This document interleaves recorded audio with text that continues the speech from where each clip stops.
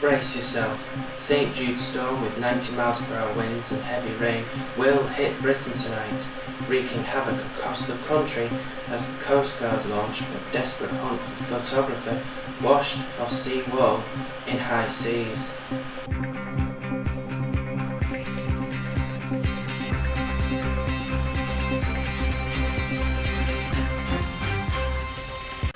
Fury storm will also bring heavy rain with it, with potential for floods. Forecasters warn houses face damage, trees falling and power cuts. Insurers tell households they must protect their homes.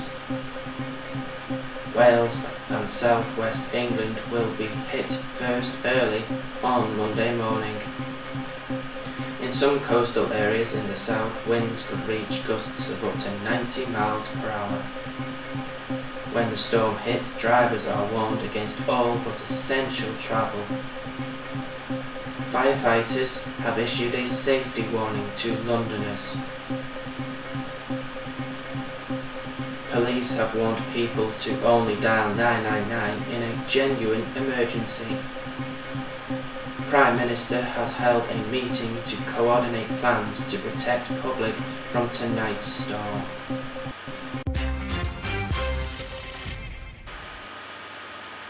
Welcome to this special St. Jude's UK Storm edition of GAP News. I'm Gary Pendlebury. Britain is braced for the worst storm in a decade tonight, which is set to bring driving rain and winds of up to 90 miles per hour to some areas. The winds are expected to leave a trail of destruction across a large swathe of the UK, bringing down trees and causing widespread structural damage, this leading to power cuts and transport chaos tomorrow morning. Surface water floods could strike much of England as the Met Office predicts 20 to 40 millimetres of rain could fall within 6 to 9 hours overnight tonight. The Prime Minister held an emergency meeting this morning with ministries and agencies to coordinate plans to protect the public from tonight's storm. A vast area of low pressure is forming over the Atlantic Ocean, and Storm St. Jude, named after the patron saint of lost causes, is expected to hit the southwest coast at around midnight before causing havoc across the south. Atlantic storms of this type usually develop further west across the ocean, losing their strength by the time they reach the UK and Ireland. But this is expected to appear much closer to land, potentially moving across the country whilst in its most powerful phase. The Met Office said it was increasingly confident that the ferocious weather could cut a swathe from Wales to the Humber, bringing down trees and causing structural damage, though officials were still not sure of the exact cause of the storm. It has issued an amber warning, meaning be prepared for the southern half of England and the southern half of Wales. They have also given a lesser yellow warning, meaning be aware, for the rest of Wales and England up to the border with Scotland. Search and rescue teams began looking for a photographer feared to have been washed off the Cobb Wall at Lyme Regis in Dorset. Meanwhile, the hunt continues for a fisherman who is feared to have been swept away in a storm-swollen river in Berkshire. Emergency services searched the riverbanks for clues to what happened to Stephen Stringer, 62, from Basingstoke. He was last seen fishing on the River Kennet at Thale, 3 miles upstream from where it flows into the Thames at Reading. The hunt began on Saturday as the river levels continued to rise with more and more heavy rain falling. The last definite sighting of him was at 5 p.m. on Friday by someone who saw him fishing where the Kennet flows, close to Wigmore Lane in Thiel. With gales lashing the area, fire crews including a water rescue unit and control vehicle from Caversham Road, were joined by Thames Valley Police divers. As they searched along the river with police dogs, the National Police Air Service helicopter hovered overhead with a spotlight and thermal imaging equipment. Police also carried out door-to-door inquiries along Wigmore Lane, where the swollen river swells to depths of more than 15 feet. John Murby, Fire Brigade spokesman, said there was some fishing gear that had been left unattended, and we were searched up and downstream, but weren't able to find the man in the river. Mr. Stringer is 5'11" tall with short white hair and a beard, and was wearing his favourite fishing jacket. Detective Inspector Laura McInnes said I would urge anyone who was in the Wigmore Lane area who may have seen Mr. Stringer, or anyone with any information about Mr. Stringer's death whereabouts, to contact Thames Valley Police immediately. Frank Saunders, chief forecaster at the Met Office, said last night, "We are confident that a severe storm will affect Britain on Sunday night and into Monday. We are now looking at refining the details about which areas will see the strongest winds and the heaviest rain.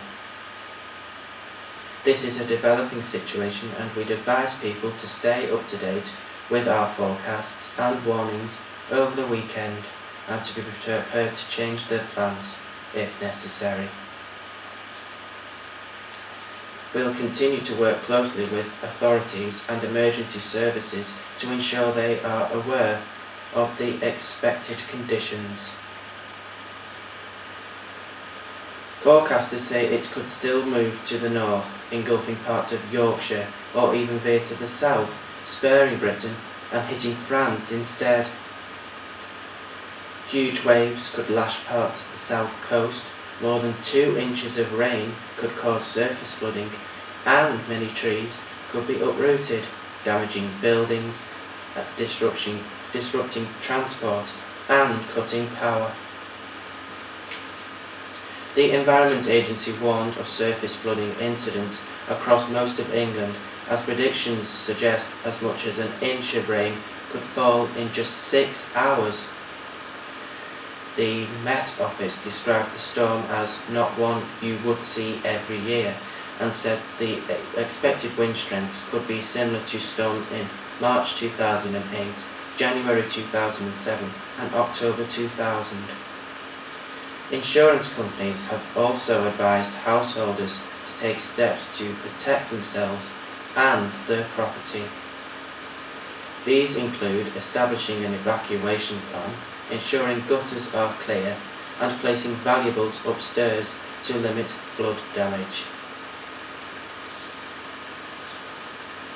The Met Office added that the expected storm was not one that you would see every year, and could be compared to those that took place early in the year. They really do stress this. Forecasters said they also could not rule out declaring a red alert, meaning there was a high risk of serious disruption, and warned that the chaos could coincide with tomorrow's morning rush hour. The Met Office's Helen Shivers said, "We believe that the wind will probably be worst in coastal regions, but even inland we could see it reaching 80 miles per hour or more. The last time winds reached that level was in October 2002. Atlantic storms of this type usually develop further west across the ocean and lose strength by the time they reach the UK and Ireland. but the strong jet stream and warm air close to the UK are contributing to St Jude's power. The Met Office said it could not give exact details of where the storm would be at its worst, but it has issued amber warnings, meaning be prepared, for the South West, the East of England, South Wales, the West Midlands, the East Midlands, London and the South East.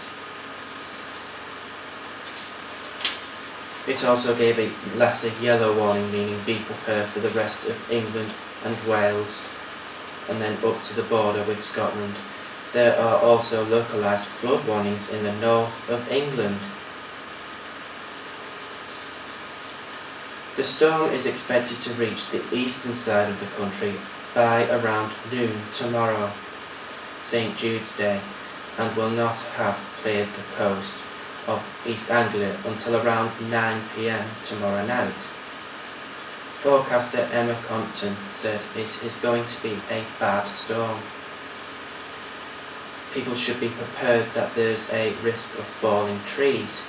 There's also an increasing risk of damage to buildings. We are warning people to tie things down or bring them inside, as well as seeing whether journeys are necessary. Home insurers are also bracing themselves for a potentially high number of storm damage claims. The 1990 Burnsday storm cost the British insurance industry a record £3.37 billion, while the 1987 hurricane cost £2 billion. Motorists have been warned to be extra careful during tomorrow morning's rush hour. A spokesman for the AA said what's important is to keep up to date with the weather forecast and traffic reports, and also prepare for the unexpected.